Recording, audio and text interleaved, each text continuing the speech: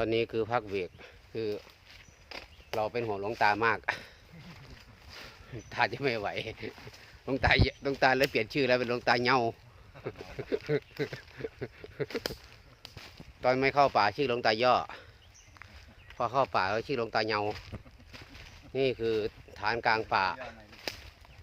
ไม่ขาแข้งฐานป่าไม้กลางป่า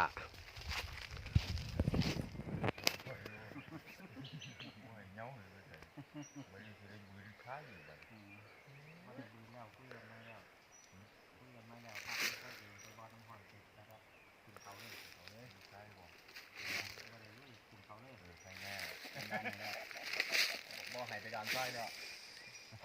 เป็นดานไหนโอ้ลูกน้ำที่ดีกว่าแต่ย่างเงาเลยแบบนี้ย่างเงาเลยย่างเขาเราต้องย่างหาน้ำเลยแบบนี้